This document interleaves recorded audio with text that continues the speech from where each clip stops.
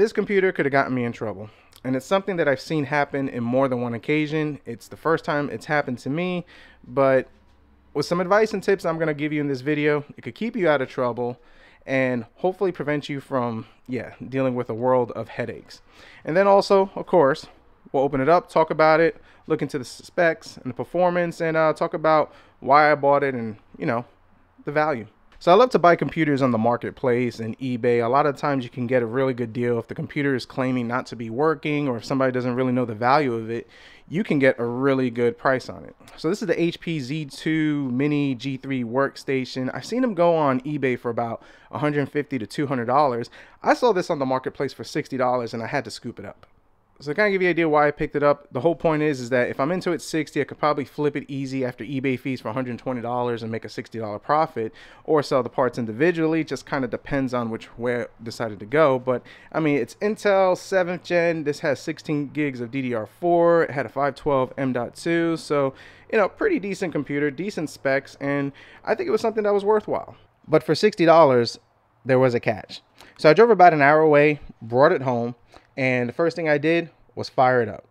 Now, like I've talked about in other videos, when you get a computer, fire it up, see if it works, especially if you're buying on eBay, because if you start tinkering with it right away, the seller can argue that it was a mistake that you made and they could deny the warranty claim and you could lose the money. On the Facebook marketplace, you don't have to worry about that too much, but if you buy something, try it out first. Now, one thing I've never mentioned about turning on these computers once you buy them is do not connect it to your internet and do not plug it in. I mean, just fire it up. Don't connect it to the internet.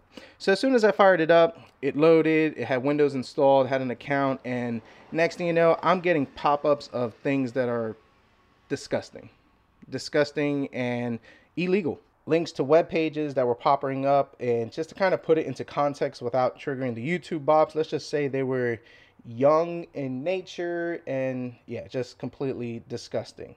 So after seeing that, I immediately shut down this computer and was done with it.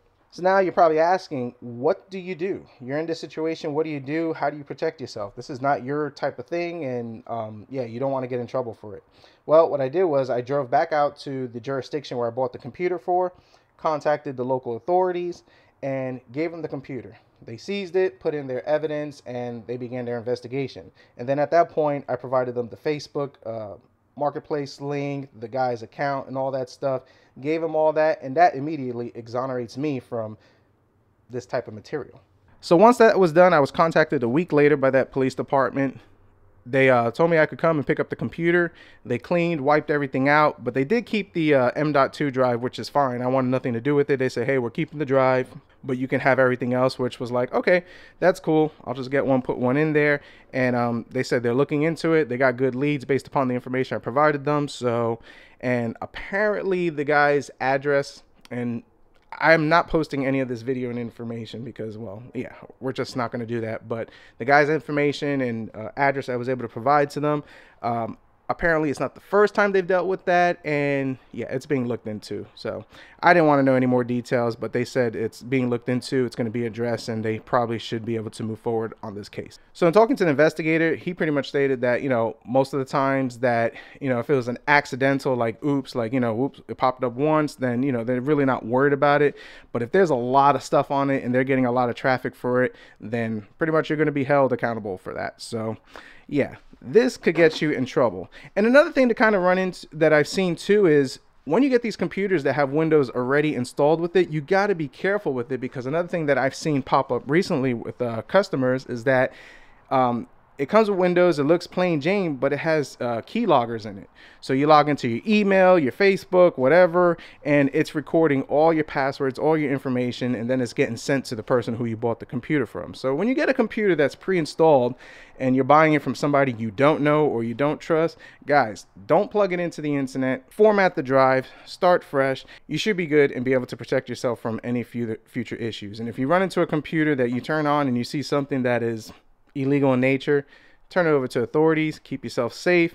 Yes, it's a headache, and in some cases you might not get the computer back, or you might lose money, in which case I lost $20 for the drive, but it's better than being in trouble for it. And better yet, I'd rather have somebody held accountable for that type of stuff. So now that we're done with that, let's talk about this computer. All right, so this was released back in 2016. cost anywhere between $700 to I believe like $1,800, just depending on the specs and you have. This one has the E3 1240 V5. I'll correct it on the screen. I forget it off the top of my head, which roughly is equivalent to an Intel 6 7th gen. I know it's old, but you know, it works for what I wanted it for. And like I said, for 60 bucks, I could flip this, but I think at this point I'm probably just going to keep it in the garage and use it as my garage PC. You know, I did have a small garage PC, but as you guys know, when you have family, they need computers, and well, sometimes you got to sacrifice. So this pops open like so. And I've already went ahead and opened it up, but we'll kind of just show it for the video. Of course, these annoying HP screws, which I can't stand.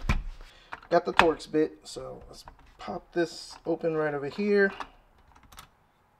Now this, I believe, is provisions for SSD, but you know, we're gonna go M.2. Well, we did go M.2. But if you wanted to put like a 1 terabyte SSD or 2 terabyte, 4, whatever you wanted to do, at least you have that option. So, you know, that's a good thing.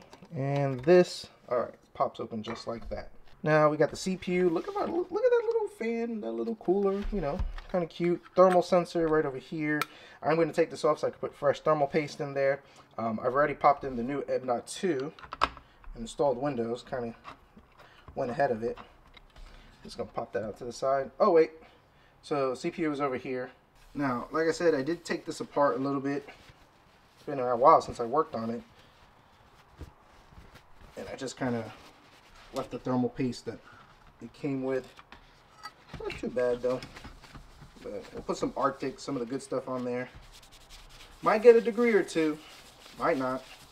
And it has one 16 gig stick of DDR4, which is rather unfortunate because we lose the dual channel capability. So I might see if I have two 8 gigs. I'd rather have two 8 gigs than one 16 gig.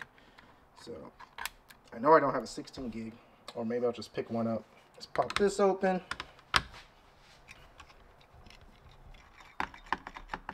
There's one more right over here, so we need to get to that.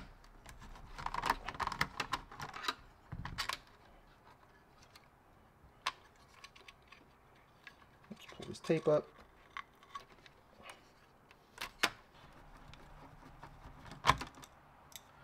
Take that out for the M.2. This should just slide up and pop up like that.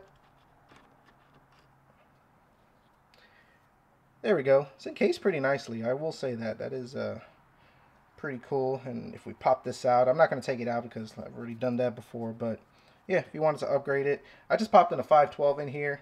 I mean, ideally, maybe you want to put a 1 terabyte. It just depends on what you're going to use it for. But for what I'm using it for, 512 is more than enough. Reassembly is very simple. Just put it back together, pop in some fresh thermal paste. And the CPU for this one, I think I may have misquoted it. It's a E3 12225 V6, so more closer to an i7 6700, which it's fine. You can put an i7 6700, i7 7700. This is non-ECC memory. So, but decent for what it is. So let's put it back together, fire it up, and see what this thing does. So right over here, and I'm pretty sure I forgot to mention it, this is actually the GPU. It's an NVIDIA Quadro M620. I believe it has 2 gigs of DDR5 built into it. I'm curious to see how it performs. We'll throw some games on it, throw some benchmarks, and you know, who knows? This might be able to get a frame or two on Fortnite or something else, but we'll see. You know, it's always a great feeling when you take something apart and when you put it back together, it still works. Had that happen, take it apart and then it don't work no more. But anyways, running a Cinebench run, we're gonna check our scores, kind of get an idea of where it stands, you know, just get an idea for that. But one thing I will say though, for this little guy, very quiet. I don't even hear the fans. And if we look at the temperatures, the highest temperature that I've seen, max 72 degrees Celsius. I mean, this ain't a powerhouse, but considering how small it is, that's actually a lot cooler than most laptops. 1,370 puts us above an i5 3550. I mean, yeah, it is what it is. Of course, the i7 7700 would perform 2,420, so we could go that route. There is room for upgrades on this, but yeah, we'll talk about that later at the end of the video. Well, our first game, Fortnite. 1080p low settings and anti-aliasing turned off, and well, I mean, it's playable. You get some dips to about 40 and a couple of stutters, but not too bad. I mean, considering a Quadro M620 with 2 gigs, I mean, it's enough to get your feet wet, nothing to brag home about. At least get you started and determine later that, hey, I need a real computer and not this little Mickey Mouse one. But I mean, it works, right? Now, on my quest for more unrealisticness, Shadow the Tomb Raider, 30 frames per second is where it peaks out, but it keeps dropping to about 25. 1080p, all low settings. I mean, it's not too bad. And I'm sure if I was to tweak this some more, we could get more consistent 30 frames per second. But I mean, it's somewhat doable. So this little HP workstation is actually not bad.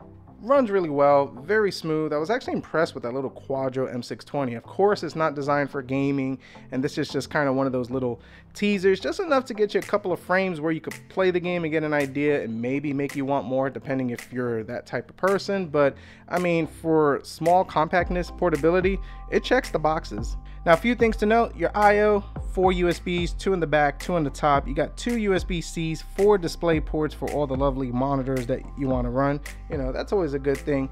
And your headphone jack right over here. And as far as the size, I mean, full-size adult hand, it's about the size you're getting with.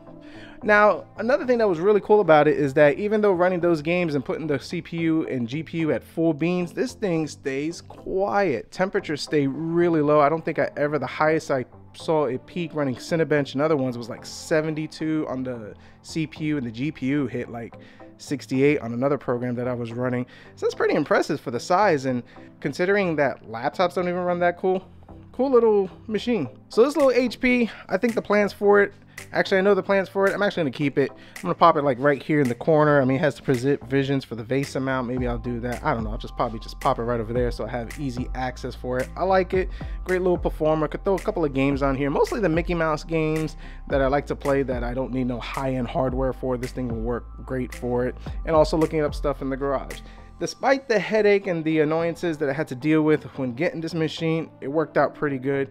Guys, to kind of sum up the video, protect yourselves. You get a computer that has Windows automatically installed in it, ready to go.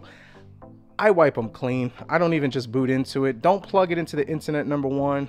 Wipe it clean, fresh. I mean, if you want to browse through it, you might get scared of what you find, but the minute that thing hits the interweb and starts sending data and it has something that's not supposed to be on that computer, number one, you're probably giving away your personal sensitive information. And number two, it might have young, disgusting, raunchy stuff on there that, well, yeah, could get you in a world of trouble. In this type of situation, stay ahead of the game, contact your local law enforcement, and usually should have a good ending on it. So hope you enjoyed this video. Comment down below, let me know your thoughts, concerns, criticism, your experiences, and have you ever dealt with anything like this. If you liked the video, please hit the like button, subscribe if you're not, and as always, we'll see what we come up with next.